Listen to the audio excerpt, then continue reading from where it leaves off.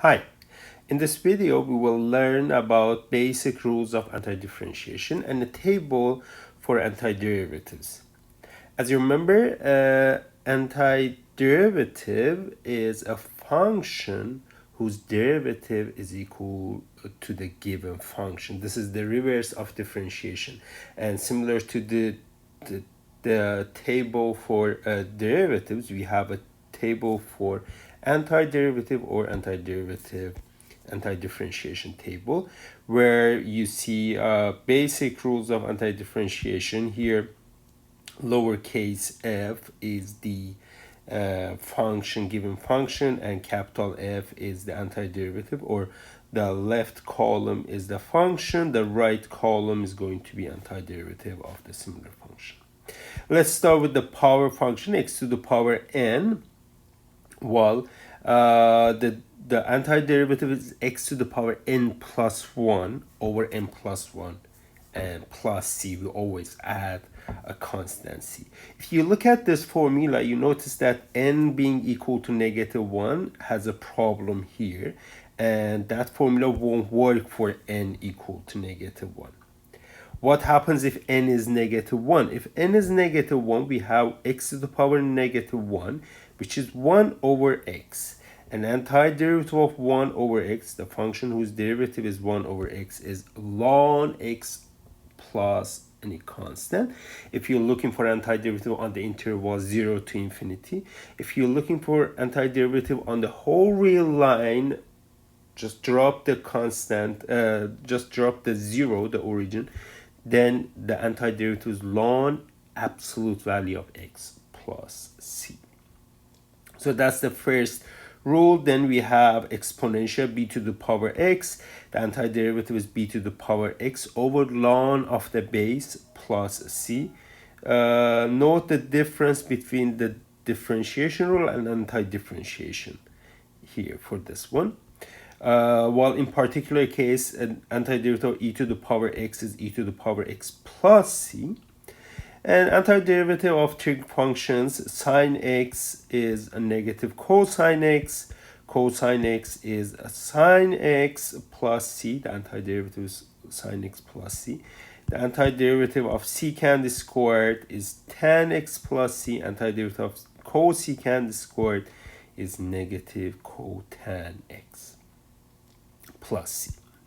For secant times tan, you get secant x plus c. Cosecant times cotan x, the antiderivative is minus cosecant x plus c.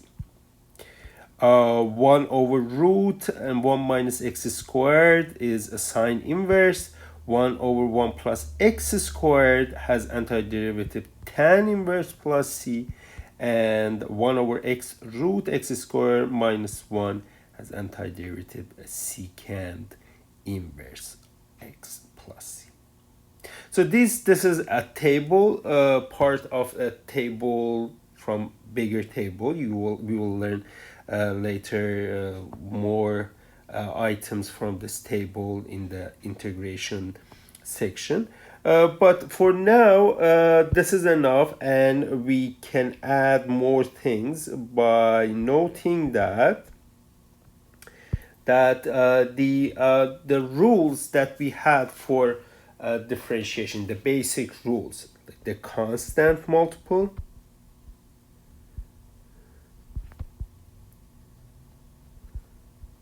and sum and difference rules are true or works for the anti-differentiation, are true for anti-differentiation. In other words, if we have antiderivative f and lower capital G for function f and g, so if our antiderivatives of functions f and g Well, respectively, yes. Capital F is antiderivative of lowercase f, capital G is antiderivative of lowercase g. Then, well, if you multiply f by a constant, some constant a, then the antiderivative is going to be same constant multiplied to antiderivative of lowercase f. So a fx is an antiderivative of fx. And well, if you have a sum of these two functions, f plus g, then the antiderivative will be sums of antiderivatives is an antiderivative of sum. And well, if there is the difference works the same way. We don't have any product rule for antiderivative. We don't have any quotient rule. These are the only basic rules that we cover here. And well, let's just do some examples. You'll see why these rules are important for us. Find all the antiderivatives of the given functions. Here, the first function is polynomial. But polynomials are sums of powers. Yes, x to the power n. We know that the antiderivative is x to the power n plus 1 over n plus 1 plus any constant c. So here, the antiderivative is going to be antiderivative of x cubed minus 2 times, I can put 2 antiderivative of x plus antiderivative of 1. So x cubed is x to the power 3. The antiderivative would be 3 plus 1 over 3 plus 1. For x is x to the power 1. So the antiderivative is x to the power 1 plus 1 over 1 plus 1. And 1 is x to the power 0. So we have x to the power 0 plus 1 over 0 plus 1. And then we can, if you're looking for all the antiderivatives, you have to put plus a c there, constant. You may say, why don't we have one c here, one c here, one c here?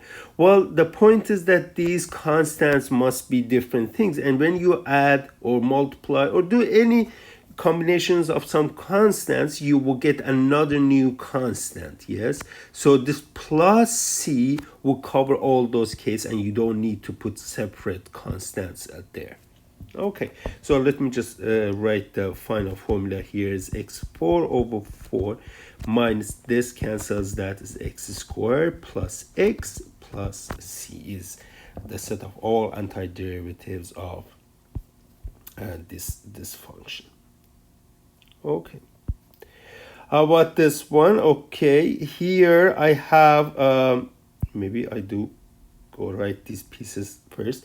Well, you see that you have x to the power 5 minus third root of x over x. You say, okay, this is quotient. I don't have any quotient rule for antiderivatives. Instead, you can see that I can separate the domain, the denominator for these guys, and I will have that's just differences of two powers. So the antiderivative will be the differences of antiderivative of each one, which is x to the power 4 plus 1 over 4 plus 1 minus x to the power negative 2 over 3 plus 1 over negative 2 over 3 plus 1. And then you add plus c. Well, simplify this one would be x to the power 5 over 5 minus, this is x to the power 1/3, and that is the third root of x. There is a 1/3 in the denominator. You multiply, you get 3 in the numerator. And that's the antiderivative of the function. Here, you see that I can write this as 30 times 1 over root 1 minus x squared. 1 over root 1 minus x squared is antiderivative of sine inverse of x.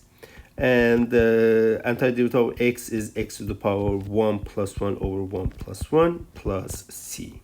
So 30 sine inverse of x plus x2 over 2 plus c. How about this one? Antiderivative of secant squared is tan multiple constant multiple rule plus antiderivative of 3 to the power x is 3 to the power x over ln of base, which is 3, plus c. So as you see, this table and some basic rules helps us to find antiderivatives of more general functions.